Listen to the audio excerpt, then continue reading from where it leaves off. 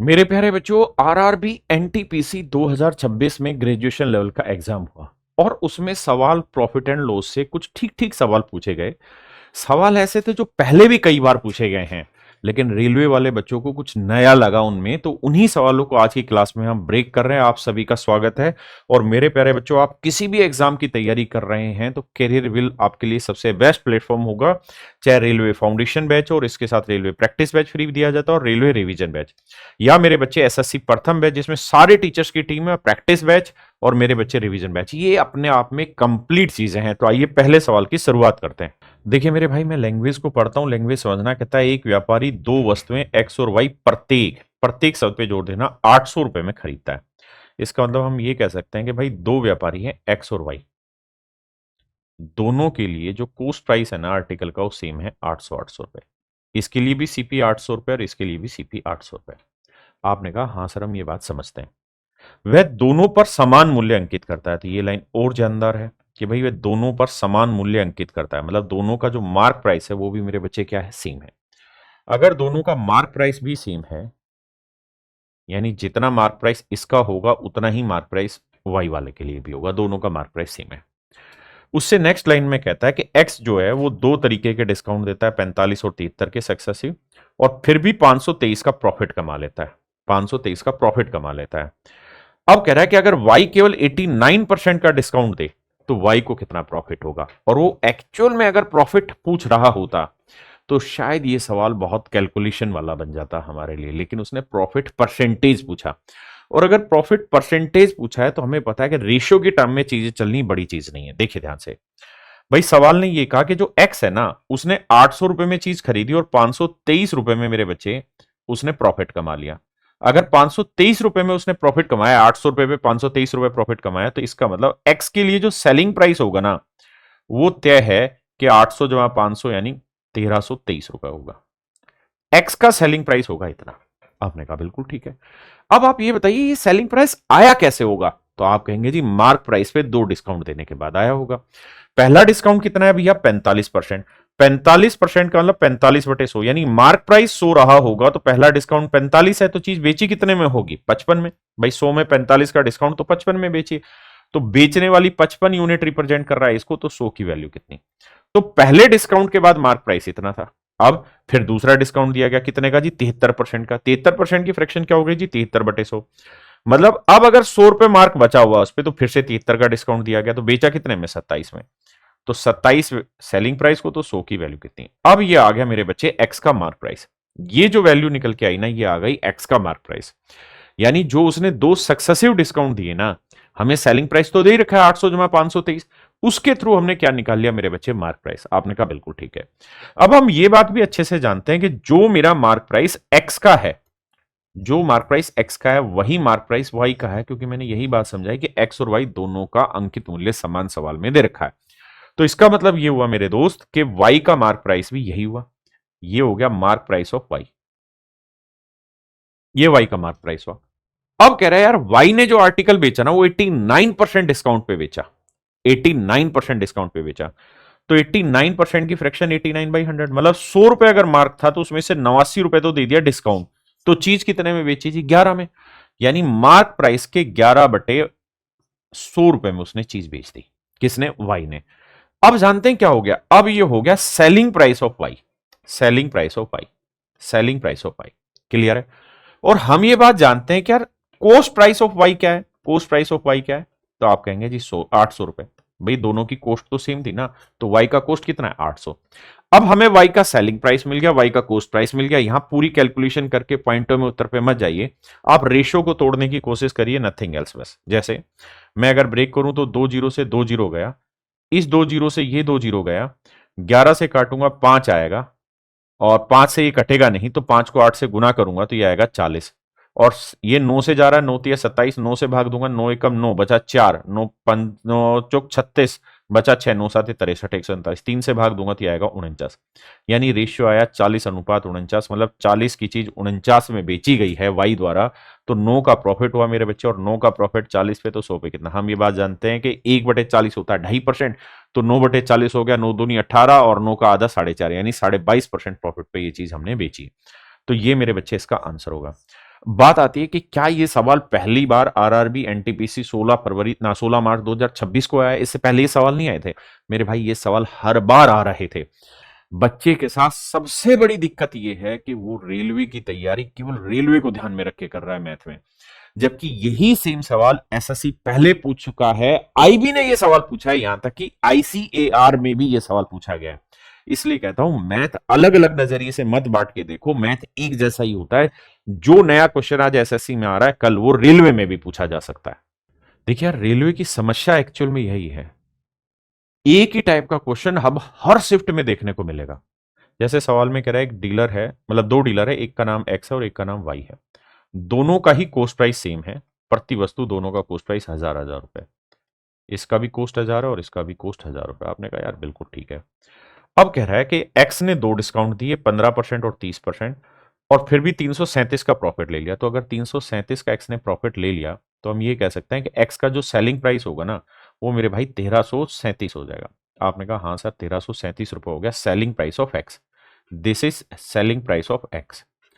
अब क्या कह रहा है कि भैया एक्स ने दो डिस्काउंट दिए, एक 15% का और एक 30% का। मैं कह रहा हूं यार 15% की फ्रैक्शन क्या हुई, तो आप कहेंगे 3/20। मतलब अगर मार्क प्राइस 20 है तो उसमें 3 का डिस्काउंट दिया होगा तो बेचा कितने में होगा, 17 में। तो 17 यूनिट रिप्रेजेंट कर रहा है इसको, तो 20 की वैल्यू कितनी। ये आ गया पहला डिस्काउंट देने के बाद का मार्क प्राइस। अब दूसरा डिस्काउंट भी दिया गया 30%। 30% की फ्रैक्शन 3/10, यानी 10 मार्क है तो 3 का डिस्काउंट दिया हो तो बेचा होगा 7 में, तो 7 यूनिट इतना, तो 10 की वैल्यू कितनी। जानते हैं क्या आ गया, ये आ गया मार्क प्राइस ऑफ एक्स। नहीं तो आप ऐसे करते थे कि भाई ये मार्क प्राइस है एक्स का, ठीक है।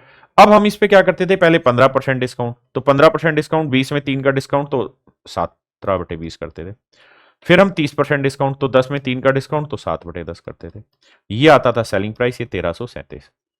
अब ये दोनों चीजें पलट के ऊपर आ जाती थी और ये दोनों चीजें पलट के नीचे। तो वो काम हम पढ़े लिखे बच्चे हैं डायरेक्ट भी कर दे रहे हैं।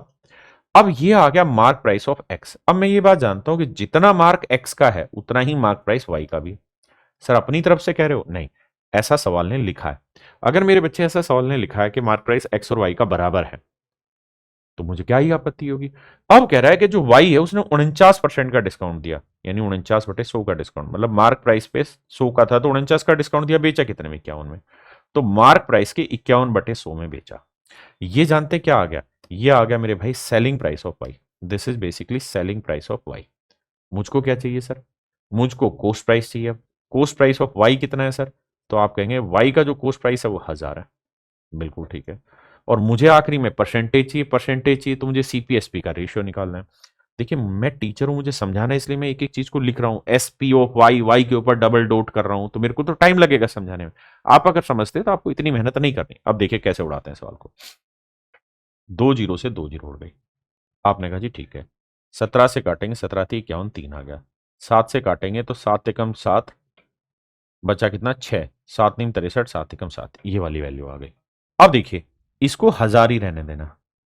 अब यहां पकड़ो चीज को, ये 3 दूनी 6, 6 से गुना करेंगे, 6 × 6 = 6×9 = 54, और 6 × 6 = 5 = 1146। अब भाई 1000 पे कोई चीज 1146 में बेची तो 146 का प्रॉफिट, तो 1000 पे 140 का, तो 100 पे कितना, 14.6%, यानी 14.6% का मेरे बच्चे उसको प्रॉफिट हो रहा होगा। बात पल्ले पड़ी कि नहीं पड़ी। मतलब कुछ रटना नहीं, कोई ट्रिक नहीं, जो आपने पढ़ा बस वही चीजें सीखनी है। देखिए यार सेम ही सवाल है, एक्स और वाई दो बंदे। अब मैं इसी के जस्ट बाद आपको बताऊंगा कि आईबी और आईसीएआर ने सवाल कैसे पूछे। एक्स और वाई है, कहता है दोनों ने 500 रुपए में चीजें खरीदी हैं, ये उनका सीपी है। एक्स का प्रॉफिट 636 रुपए है, तो 636 का अगर प्रॉफिट कमा लेगा ये ढक्कन तो बेचेगा कितने में, तो आप कहेंगे जी 1136 में। ये 1136 हो गया एक्स का सेलिंग प्राइस। लेकिन एक्स ने क्या किया है, दो डिस्काउंट दिए, 20 और 45% का।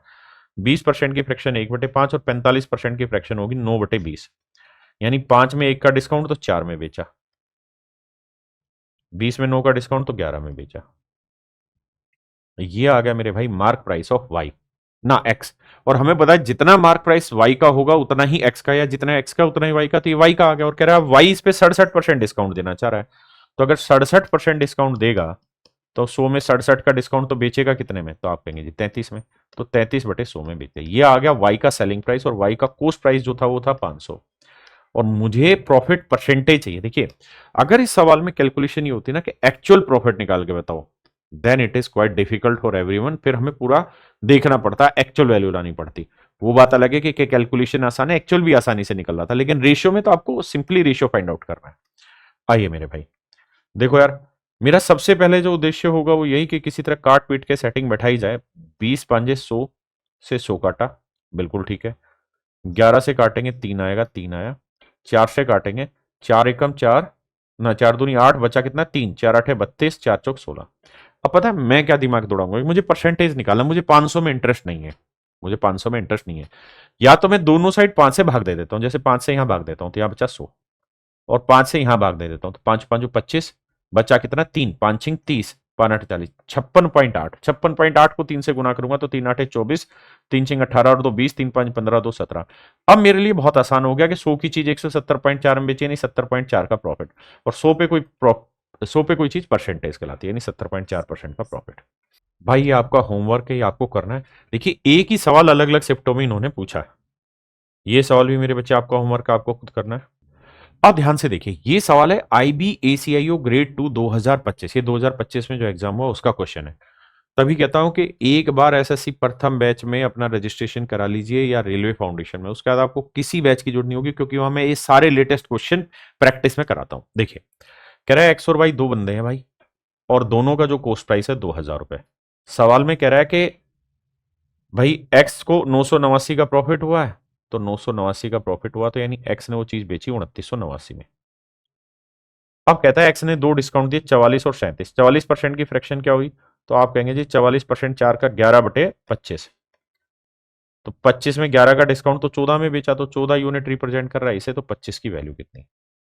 37 का तो कुछ होगा ही नहीं क्योंकि 37% बना, तो 100 में 37 का डिस्काउंट, तो भैया 63 में बेचा, तो 63 इसको रिप्रेजेंट करेगा, तो 100 की वैल्यू कितनी। ये आ गया एक्स का मार्क प्राइस, और जितना एक्स का मार्क प्राइस होगा उतना ही वाई का होगा। वाई कहता है 64% का डिस्काउंट दे रहा है, तो 64% की फ्रैक्शन 4 का 16 गुना है, तो 16/25, यानी 25 में 16 का डिस्काउंट, तो 9 का 9 में बेचेगा, तो 9/25 में ये चीज बेच दी। अब आप कहेंगे जी अब कोई दिक्कत नहीं, अब कैलकुलेशन करना है, ये मार्क प्राइस आ गया और वाई का कॉस्ट प्राइस दोस्त ना, ये वाई का सेलिंग प्राइस आ गया, ये कॉस्ट प्राइस आ गया, रेशियो ले लेते हैं। देखो दोस्त, 25 से तो 25 कटा, बिल्कुल ठीक है। अब 9 से काटेंगे 7 आया, 7 से काटेंगे इसे, तो देखो ध्यान से भाई, 7 तो 7, 7 चौक 28, बचा कितना जी, 1 7 दूनी 14, बचा कितना जी 4 7 7 49, ये आया। फिर 7 से काटता हूं, तो 7 6 42, 7 एकम 7, इतनी वैल्यू बनी। अब मुझे एक चीज समझ में आती है कि मुझे यहाँ 2000 नहीं, मुझे 100 चाहिए, तो मैं 20 से भाग दे दूंगा, तो 20 से भाग दूंगा तो यहाँ 100 आ जाएगा, और 20 से यहाँ भाग दूंगा तो क्या आ जाएगा 5। आपने कहा हाँ सर बात तो आपकी सही है, 5 आ जाएगा। क्योंकि 100 लाने में फायदा ये होता है कि डायरेक्ट परसेंटेज सीधा समझ में आ जाता है पॉइंट के बाद का। तो 5 एकम 5 आया, 5 छिंग 30, 305 आया, 305 को 2 से भाग दोगे तो 152.5 आया, और 152.5 से आप समझ गए 52.5 ज्यादा, वही हमारा आंसर होगा, हट, यानी ऑप्शन है। अब बच्चे की गलती कहां फंस रही है, बच्चा ये सोचता है कि मैं सिर्फ रेलवे की तैयारी करूं तो ही मेरा रेलवे का पेपर निकलेगा, जबकि ये सेम सवाल IBACIO ग्रेड 2025 में पूछा हुआ था। अगर आप रेलवे बैच में होते तो वहीं प्रैक्टिस कर चुके होते पहले से। अब देखिए मेरे दोस्त, इस सवाल को ध्यान से देखना है।